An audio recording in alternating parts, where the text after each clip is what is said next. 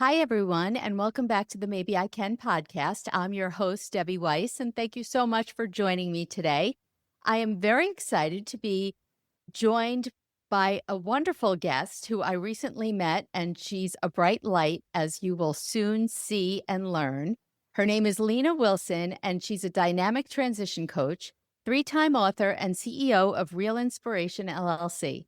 With 25 years of corporate HR experience, she empowers individuals and organizations to navigate change with clarity, confidence, and strategy.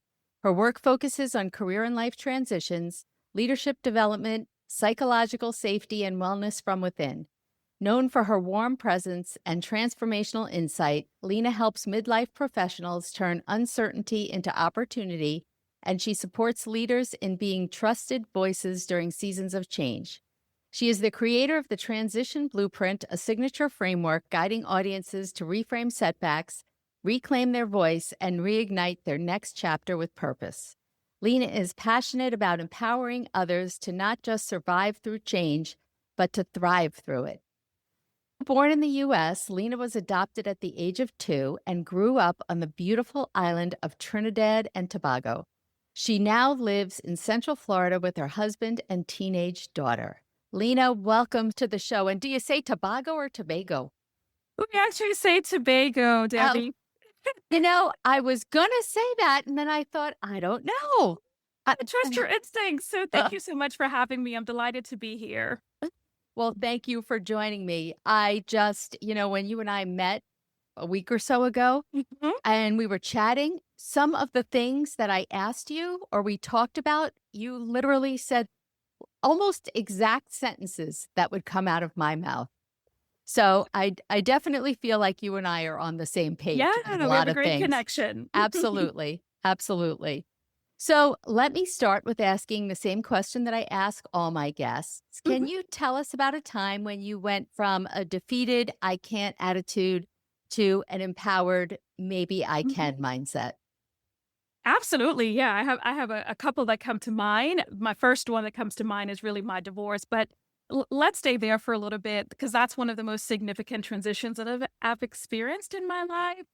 And I remember when everything kind of crumbled, I remember feeling quite defeated. And I was in this victim mindset for a minute there because I was like, why did this happen to me? I don't understand. And I really sat in this very dark space and I felt like I was the victim of, something horrible that had happened to me and felt quite defeated in that space. And as a result of feeling defeated, I did absolutely nothing to help my life kind of progress and heal and go beyond the pain of what had happened. And at the time when I had gotten separated, my daughter, who's now a teen, she was only 10 months old at the time. Wow. And so I am trying to navigate this very dark space. I'm a new mom with this baby girl, and I'm just thinking, why did this happen to me? And then one day as she started to walk and she's starting to talk a little bit, I realized that I owed it to her to be the best possible mom that I can be.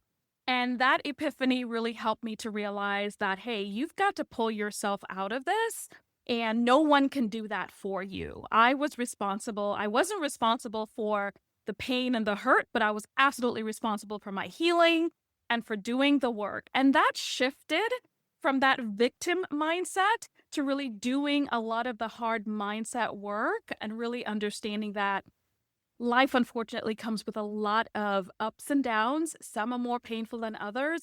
However, it is our responsibility to really do the work to really still try to live the life that we want to live. So that was one of those moments where I felt quite defeated for a while. For months, I was terribly heartbroken, but then realized that look, the victim mindset wasn't serving me any longer.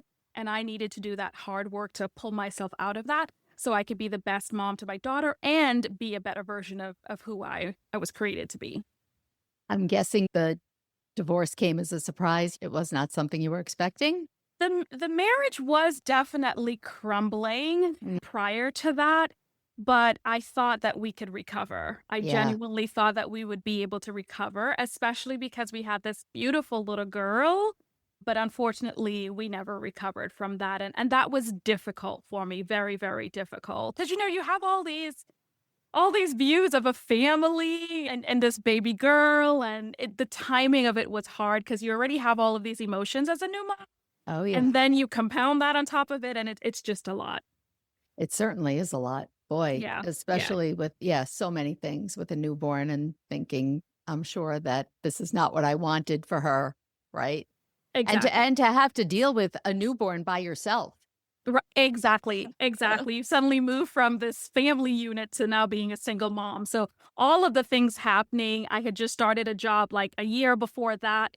There was just a lot of transitioning happening simultaneously. And 6 months before that, my dad had passed away. So My it goodness. it it truly was one of the darkest seasons of my life. But I definitely believe it doesn't matter how hard life looks and feels, you certainly can get through any adversity you face. Was there anything in particular? I know you said, and I get it, you just realized, had a wake-up call and realized you don't want to do this to your daughter and to be the best mom, but was there anything in particular? Like, you were talking about doing the work, and I know for myself, I didn't Mhm. really understand what doing the work meant, Mhm. Mhm. or I think I started doing the work and I didn't know I was doing the work, if that makes sense. Was Yeah. there something in particular? Were you starting to read things or listen to things, or you had already been in that space?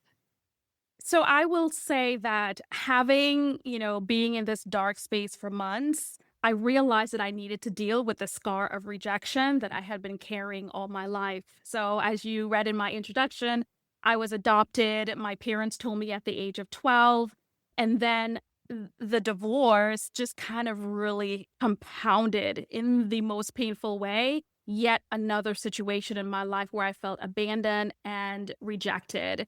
And the more I thought about how painful the rejection was, the more I realized that this was just something I had been carrying all my life. Yeah. I saw everything from the lens of rejection.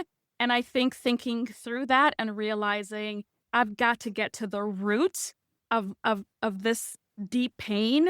And if I can get to the root of that, that even if it manifests again later on in life, I'll be able to manage it in a lot healthier way because I've dealt with the root of it. I had never dealt with the root of it prior, but it Yeah. manifested itself in different ways. And so I think it was just realizing that I had been carrying just the scars of rejection for many, many years, and it was time to deal with that, which made it really painful, but worth it to do the work to heal. Absolutely. It's Mhm. funny, I was talking to a friend last night, and she was telling me, I don't remember if it was about her husband or somebody else. It was a man though, and he was, let's say, Mhm. 70. And she Mhm. said, "Can you believe that he still is thinking, whatever it was?" And I said, about himself. And I said, "This is what happens. We don't even realize that we're acting from that place, or how much of an impact our childhood had on us and the things Absolutely. that we were taught, or not necessarily intentionally, Yeah. right? But that we believe about Yeah, ourselves." absolutely. Yeah, it shapes our identity. It does, and Mhm.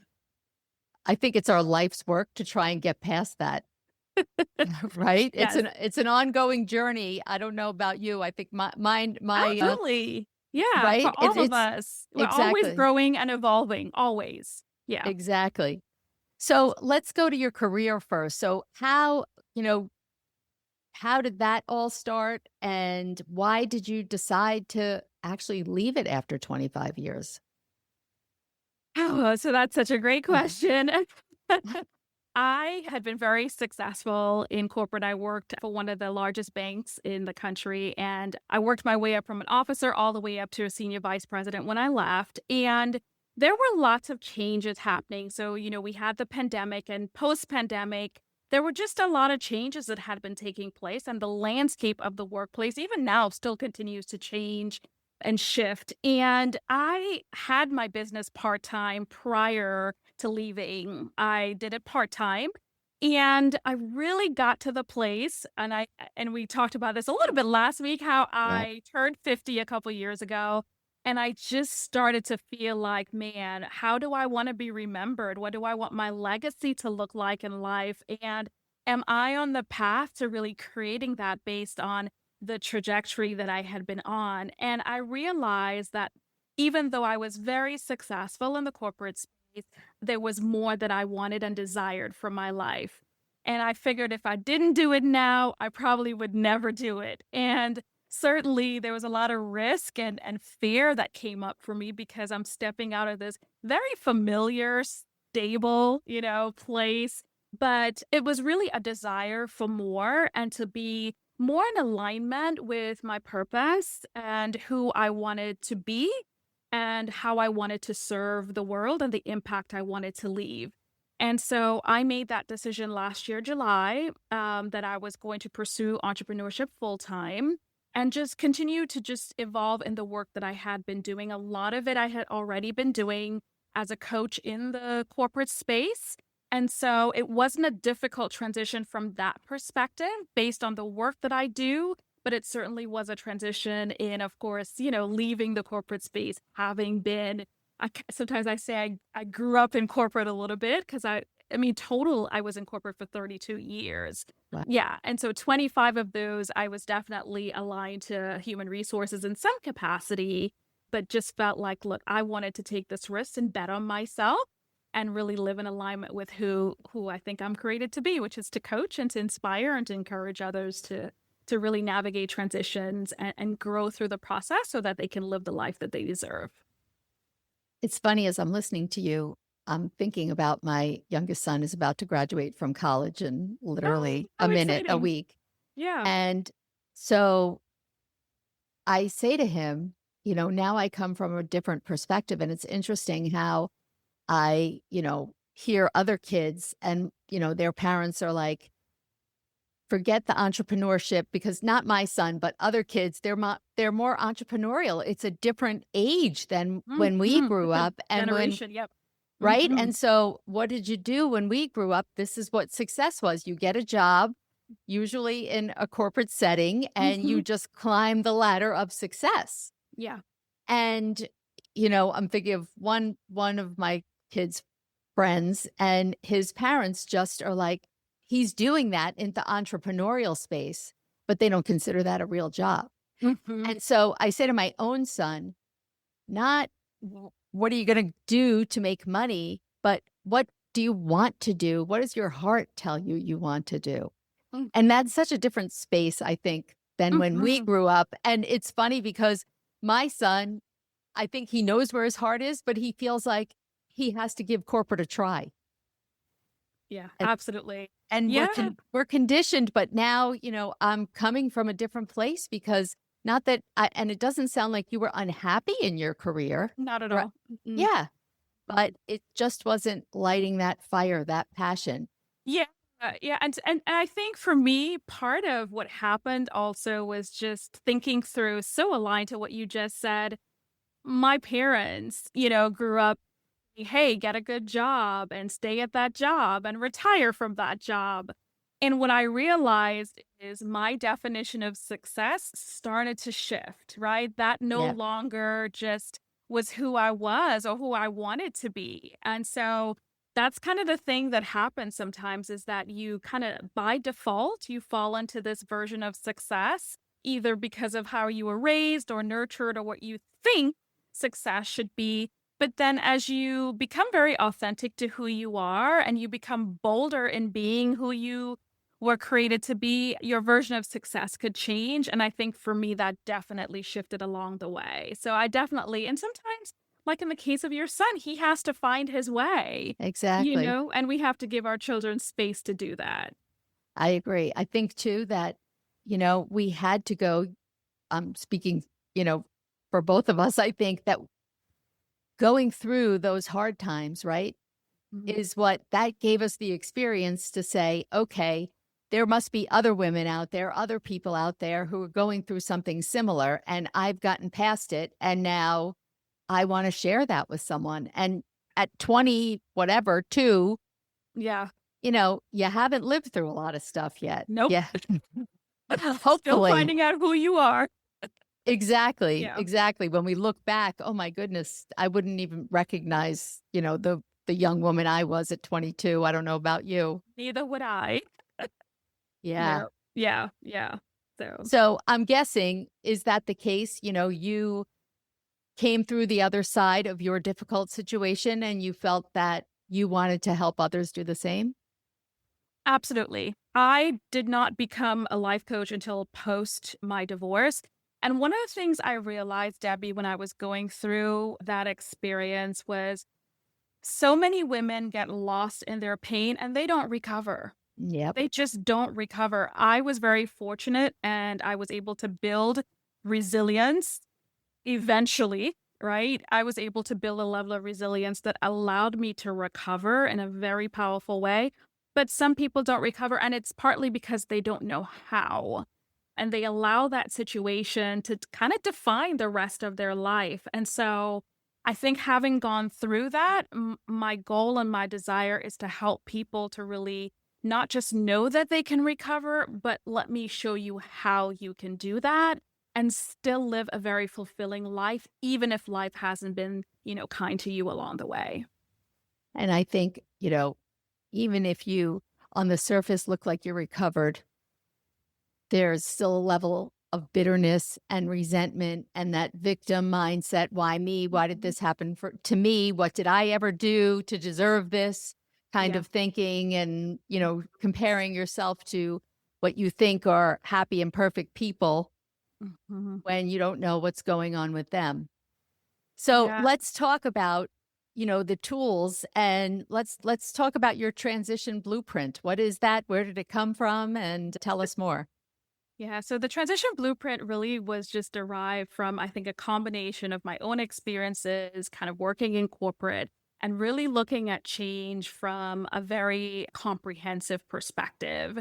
So there are lots of different change models out there, but I don't think that we always factor in that there are so many components to change, especially if you've gone through back to back changes. Sometimes we don't even pause to breathe through them, and it's so necessary. So, the transition framework, blueprint framework that I created really takes into consideration a lot of very important pieces to help you not just like survive the change, but really thrive through it. So, we talk about mindset. There are 6 different pillars.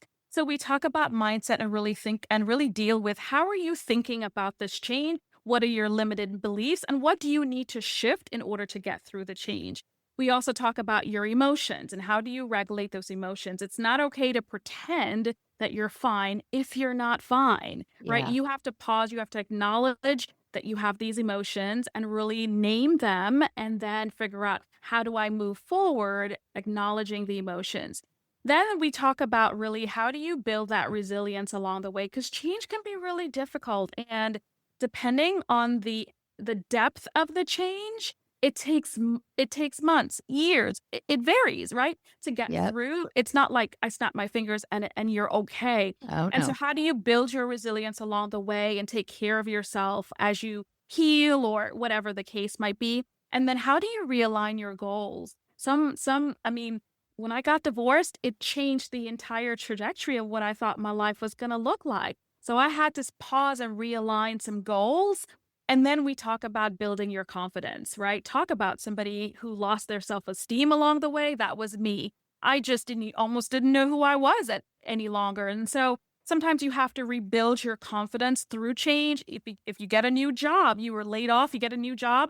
Now you have to rebuild your confidence to do something that you hadn't done before. And then the last piece is just really igniting your momentum. So once you've really thought about your mindset, your emotions, your resilience, and then your realigned goals, I help create like a strategic plan to help people continue to build that momentum so that what happened or the change that you experience doesn't paralyze you, but now you have a strategic plan to move forward very confidently and successfully in that change. I love and agree with all that. And isn't it funny, especially you coming from corporate, you, at least in my case, you think about a business plan or a strategic plan when it comes to your work life, but it's not so often that you think, oh, that also applies to my own Right. actual personal life. Yes, absolutely. Yep. We somehow just don't translate that automatically. Yeah. I Yeah. think that's the whole idea. of just kind of drifting through life, and wherever it takes us, we just allow it. I don't know about you, but I remember the first time that someone said to me, "Well, what are your dreams? What does your dream life look like?" And I thought, I have no idea. I I don't think remember. since I was a kid or a teenager where Yeah. I had it all plotted out in my head, then life happens and Mhm. those Yeah. dreams just fade. Yeah. Absolutely. Yep. I remember having that question. They asked your ideal life, and I'm Yep. thinking to myself, ideal life? There's such a thing? Yeah, exactly. Does that really exist? Or is Yeah. that just in a Disney movie? Exactly. Exactly. Yeah. Uh, so yeah, the framework really does help you. It can apply to corporate or personal, and it just looks at change from a very comprehensive perspective. And I'm sure when people come to you, I mean, that feeling of overwhelm of, Mm, you're so stuck and you're feeling hopeless, right? Most of the time at yeah, that point, you're just like, absolutely. I Mm, you don't know my exact circumstance. My exact circumstance is different from yours, so mine is worse. So how am I ever getting out of this? And I think too that for me, I needed to know, well, exactly how. I wanted to know the exact steps. And I think we have to realize we don't have to know the exact steps. That's right. That's right. Yeah. And even though it's a framework, everybody's situation is different and we process things differently, right? So Yep. it gives you a guide, but at the end of the day, you have to apply the framework and figure out how that meets you where you are in order to move past wherever, you're struggling through change. And the struggle is understandable because it usually is jolting us into a space that we've not been before, good or Yeah, bad. Mhm, exactly. Do mhm. you find that there's a space where most people just get stuck in this transition, or is it, all over the map? Do people have most trouble with changing their mindset or the emotions, or what is it?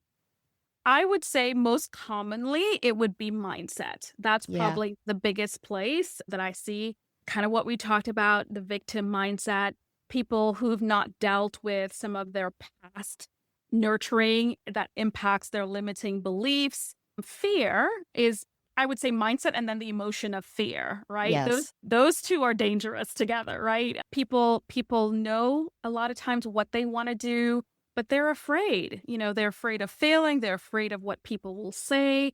They're afraid of what if this doesn't work. Fear shows up, doesn't matter what age or where we are in life. Fear will always show up when we try to do something we've not done before. And so if you have a limiting belief plus fear, you're paralyzed. You just Exactly. are. Yeah. So Yes. I would say mindset and then the emotion, anything that fosters fear is where people absolutely get stuck. That's, my memoir is called On Second Thought, Maybe I Can. And the reason it is Mm, called that is because I was always so fearful that if somebody presented an opportunity to me, and it mhm. could be as small as, I don't know, you want to learn how to kayak. No, no, I don't do that. Oh, Because there wow. was always a reason in my mind. It was like a protection, at least I thought it was a Yeah. protection mechanism Mhm. because my limiting Mhm. belief was feeling unworthy or fear of being judged, right? And Mhm. failure, all of it.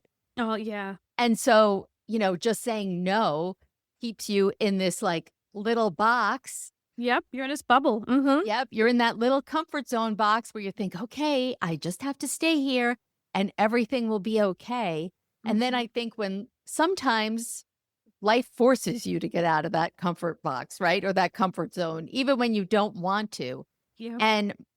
And you tell me if your experience is the same, even though now I know that it's facing our fear that has us grow and progress. I found that every time I have faced my fear, even if it doesn't turn out the way I think, it has been a life-changing experience. 99% of the time, right? Like, yeah, it's even and I even with leaving corporate, there is a possibility that this may not be successful, right? Like Yeah, I have some big shoes to fill, but even over the past, it's not quite a year, I just can't even describe how much I have transformed just from, doing something. So I say if it doesn't work, I still become such a more dynamic and powerful person in the process. It would be absolutely worth it, but it's going to work. Oh, So it's working.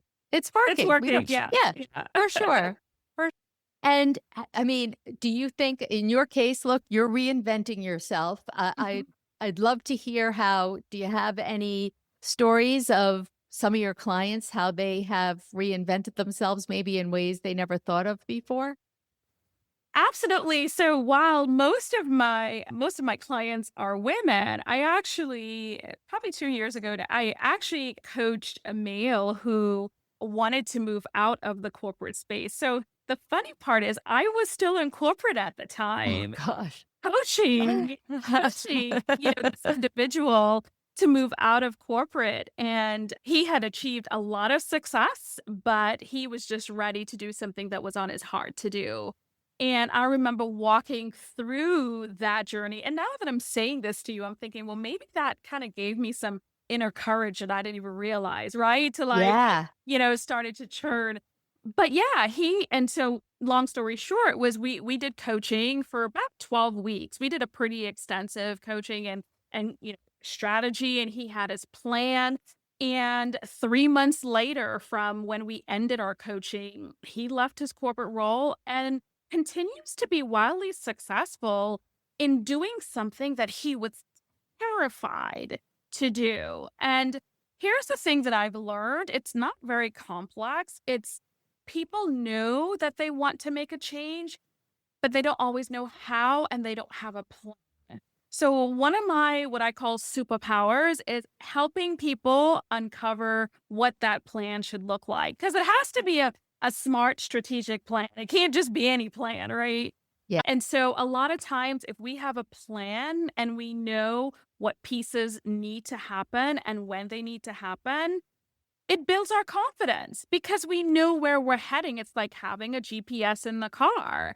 You know the GPS is going to get you to your destination. It's no different with I'm going in a different direction. I've never been to this destination before, but I have a plan and a strategy to get there. And if I follow it and I'm disciplined, even when I don't feel motivated, because Lord knows some days we don't feel motivated, right, to do what we need to do. Absolutely. I still follow the plan. And so that was probably one of my very special stories because you can coach people, but they don't always follow the plan. Yes. And their journey and their progress is longer, or they get discouraged because they don't see the results fast as they would like. Yes. But that was certainly one that, implementation and execution really yielded very successful results. I want to know, what does he do that he was so afraid to do? He actually has a business where he does like woodworking. So he creates different things. Yep. He creates different Wow. things and wasn't sure if there would be a market Yeah. for some of the pieces that he creates. And he's just been able to find his niche and his clients and does very well and has uncovered this additional layer of creativity that he would have never uncovered had he continued to stay in corporate. Oh my goodness, that really resonates with me. And let me ask you, with your books, for me, I never wanted to write anything. I never had any desire to write. And I think this journey, that's what it's done. I would say, if anyone asked me, I would say, I don't have a creative bone in my body. Mhm, And since mhm, the transition and doing the work, I've mhm, discovered, oh, wow, that's not necessarily true. And just like you say, I uncovered another layer about mhm. myself that I didn't know existed. What about you? Tell me about your writing and your books, and where did that come from? Yeah, so I never said, "Oh, when I grew up, I want to be an author." That was not me. As a little girl, I wrote poetry. I did write Uh-huh. poetry. I enjoyed poetry, but and my major is communication studies. I wanted to Okay. be a journalist actually at one point. So, but I never really said I wanted to be an author, and I absolutely never said I wanted to be an entrepreneur. That was like that wasn't even, you know. However, part of kind of what I shared earlier, I felt like in order to really kind of pull the thread all the way through the needle, I felt like I needed to write about my experience and how I was able to overcome that. So while I've co-wrote 2 other books, my main book, which is Broken Heart Still Shine, I really am very transparent, really transparent and vulnerable, and I talk about where my rejection started, how it showed up in my life, and then I talk about, the divorce and that journey. So that's the first part of the book, and then the second part of the book, I talk about really specific steps that I took to help me move my life forward, right? So, and I will tell you, it felt uncomfortable kind of being that vulnerable, talking about my story, because I'm like, Mm-hmm. you don't know where this book is going to land, right? Exactly. But I got to the point in my journey where it was more important to help people get free and transform than it was about my pride and shame that was attached to some of my story. I swear, I think we're soul sisters.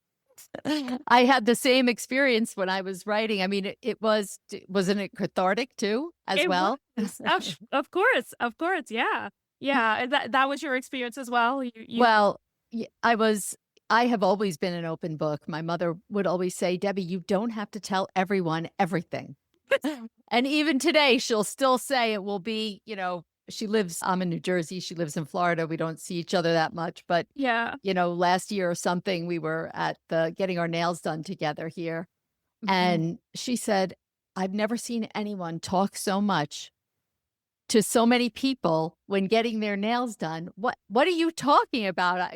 I said, I don't know. I just keep talking. I don't know. I enjoy people's company. But anyhow, Yeah. so point being, I've always been an open book. So I guess I wasn't too scared, but there was one thing that I was not going to tell anyone.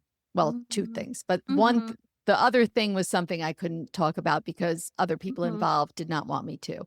But Right. there was another thing that I was so deeply ashamed of that I originally did not put it in my book. Mhm. This is my first one. I did Mhm. not put it in my book. And then I thought to myself, I pretty much had like 3/4 of the book written. Mhm. And one day I was meditating and something just came to me to say, you have to do it. And just for the same reason is that if I'm feeling so ashamed about this situation, it was a situation with money. If I'm Yeah. feeling so ashamed, that means that there's others out there who Mhm. feel the same way. And they could Mhm. be looking and listening to me and thinking, oh man, that woman has it all together, Mhm. Mhm. right? None Mhm. of us have it all together. That's right. We're all a work in progress. And I thought, I think about how I benefited from hearing other people's stories that I can relate to. Mhm. And so if I'm not going to be completely transparent, then what am I doing here? Yeah. Yeah. And Yeah. so I think even after I put it in, every time that someone I knew told me they read the book, it was uncomfortable. Mhm. And Mhm. especially because I have this, fear of being judged. This was like, oh Mhm. my goodness, Mhm. mega fear of, are they looking at me differently? How do they Mhm. think about me? And it Mhm. was really just kind of shifting my thinking to remember they've got their own secrets that, they're not comfortable sharing. And maybe this will inspire them, Yeah. to do the same and move past it. But it is Yeah. difficult and it is very vulnerable. It is, and I'm the opposite, so I'm pretty private. So Okay. I'm pretty private. So there was that layer that I had to get through, and then I tried to write in such a way where I spoke about my truth, but Hmm. I still honored the father of my daughter. And so I never wanted to while the book definitely talks about what happened, there was still a layer of honor that I wanted to maintain through that. And so I think there was this dance that I was doing a little bit Yes. in being vulnerable and telling my truth. But I always said to myself, at the end of the day, no matter what happened, this is still the father of my daughter, Yeah. right? And so trying to honor that and still tell my truth, there were moments where it felt really hard, really, really hard.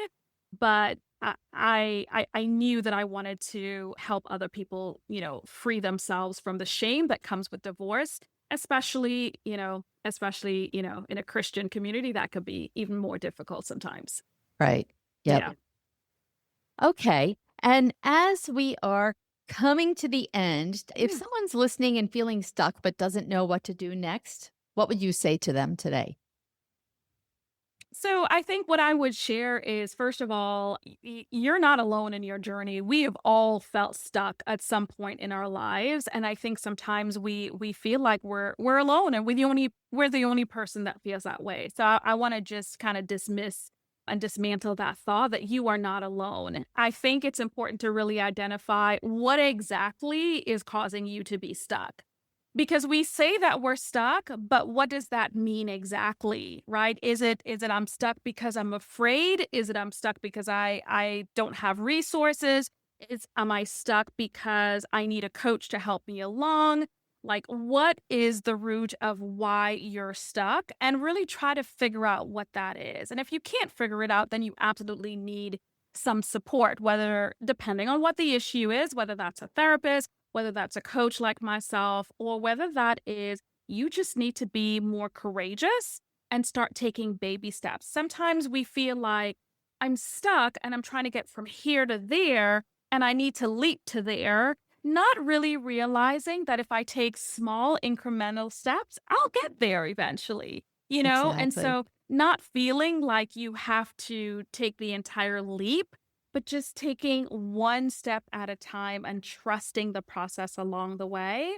I would also say that you are worthy and you are deserving of living a life that you absolutely love. Sometimes we get so bruised along the way that we don't think that we're worthy of living a beautiful life. And so, for the person who feels stuck, for the person who's in a lot of pain, your heart can heal and you're absolutely worthy of finding joy, peace, and a fulfilling life. And so that would be my initial encouragement to those who may feel stuck. Beautiful. I think that's a perfect way to end. If you don't mind, Lena, can you tell listeners where they can find you? Absolutely. So you can find me on social media, Instagram, Facebook, Threads, at Coach Lena Wilson. That's pretty much my name across social media. And then, of course, lenawilson.com is my website. So that's kind of the central hub. That's where I would recommend that you go and you can uncover anything you need to know or schedule time with me if you need to. Wonderful. Lena, thank you so much for joining me today. It's been an absolute pleasure. I appreciate you having me. Thank you so much. All right. And everybody, we will see you next time.